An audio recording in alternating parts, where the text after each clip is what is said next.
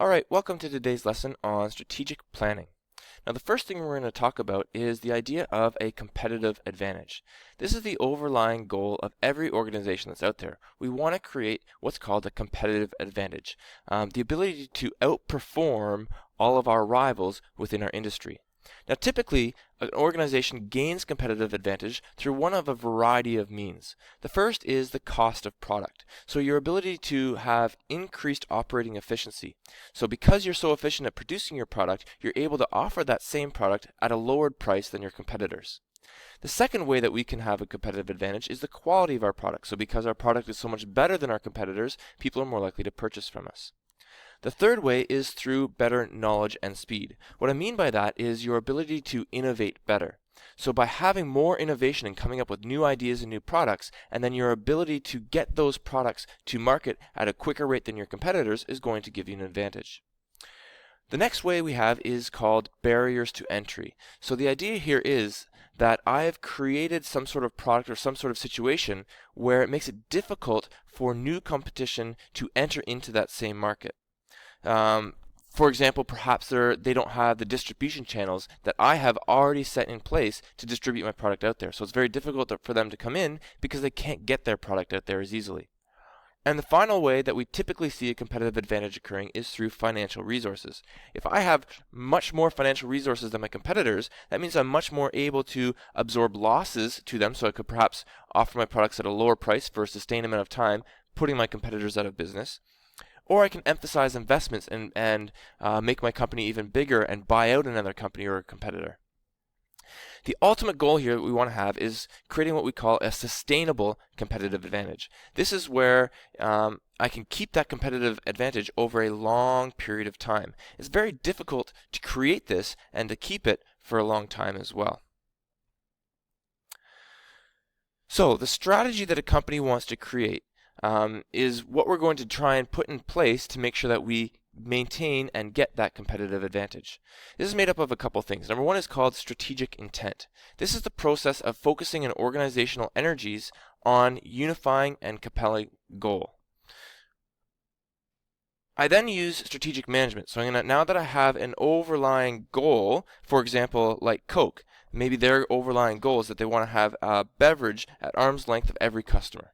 Okay? I then go and put my strategic management in place. So the process of formulating and implementing strategies to accomplish long-term goals and again sustain that competitive advantages that we've been talking about. The strategic management you're going to put in place is going to vary based on the competitive environment of your company. Now, it's important to note here when I'm talking about long-term goals, as much as I'm saying long-term, typically we think that to be years or tens of years ahead. But as times are changing, we have more and more globalization and faster, more rapid technology, those long-term goals are getting shorter and shorter and shorter. Oftentimes, companies view long-term goals as quarter to quarter, right, or year to year. Now, some of the competitive environments we can have, there are three general categories of these environments. One is called a monopoly.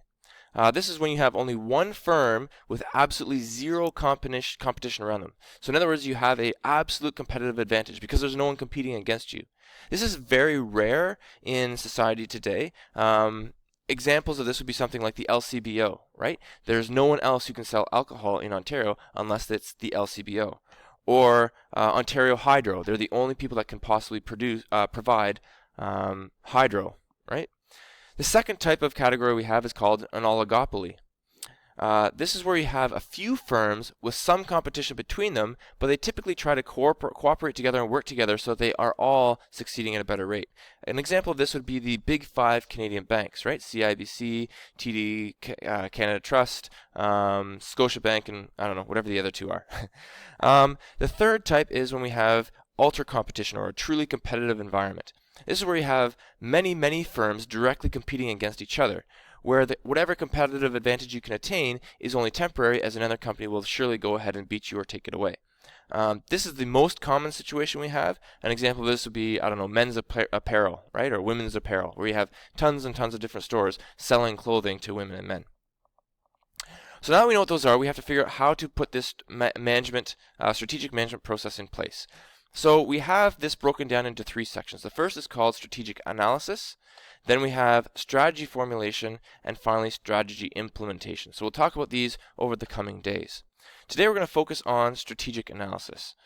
So this is the process of analyzing the organization, environment, and competitive position and our current strategy. So we want to look at all of these things. What does our company look like? What does the environment we're competing in look like? What is our position within that environment? And what current strategies do we have in place that we're trying to follow? When you're doing this, you need to consider a few questions. What is our mission, right? What is the view that we're trying to go towards? What are our customers? Who are they and what do they value? Right? Is it they value something that's cheap? Do they value something that's high quality? Do they value something that's environmentally friendly? What have our results been in the past? And finally, what is our future plan as we have currently set it out? Once you have that, you go into the strategy formulation phase. Okay? This is the process of creating specific strategies to guide how you're going to allocate your resources to meet your goals. Okay, there's three general categories based on the scope of the strategy you're trying to create. You have a corporate strategy, which directs the overall organization as a whole. It sets the direction of the entire enterprise. You have business strategies, which is a strategy for a single business unit or product line within that corporation. Now, in bigger companies, you're going to have multiple business strategies, right? Maybe we've got Mac, for example, which is going to, or Apple, which is going to look on their notepad. They're going to look at their iPad. They're going to look at their iPhone. Those would be separate business strategies. In smaller companies, the business strategies might be identical to the corporate strategies. And then finally, we have the functional strategies. This is guiding our use of the resources to implement those business strategies that we've set out. This is typically specific to one particular area of a company. So what are our manufacturing strategies or our marketing strategies? And then finally, just go and implement those strategies where we're going to actually allocate those resources and put those strategies into action. It is important here that all organizational and management systems are mobilized. We're using everybody is working towards those strategies and accomplishing those strategies to make sure that they're actually accomplished at the end of the day. So let's take a look specifically at the mission, core values, and objectives, part of the strategic analysis. The mission of a company, or the mission statement of a company, is the reason that that company exists. Okay, it's an important test of the mission to figure out how well it serves the organization's stakeholders. In other words, everyone who has some sort of vested interest in how that company performs. A good mission statement should identify the customers that they're targeting, whatever product and service they're offering, where they are offering that service, and what is the underlying philosophy of the company as a whole. Next, we have the objectives. Okay, this is where you convert that visionary intention, that mission statement, into specific performance targets that we can measure at particular points in time. This will make it easier for us when we get down to the controlling part of management to figure out whether or not we're actually achieving the goals that we've set out.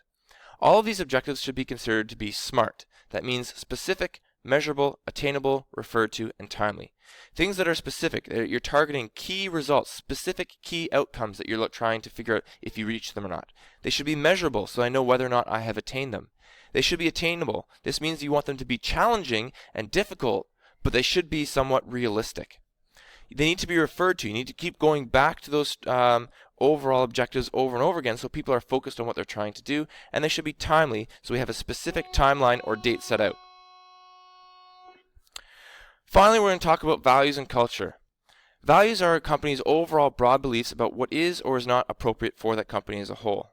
Okay, for example, we want things to be made in Canada, or we value being environmentally friendly. The organizational culture reflects the dominant value system of the organization as a whole. Right? It shapes the values of the managers and other organization members. It points people in a common direction, helping to build institutional identity, and backs up the mission statement that we created before. An example of a company with a very good culture would be Disneyland, right? Their employees are all positive, outgoing, they hold to the traditions of the company, right? You can see that they have this important belief in their culture by the amount of money that they invest of the training and socialization programs for their employees. That's it. That's all we have time for today. We'll see you in class tomorrow where we can practice what we've learned.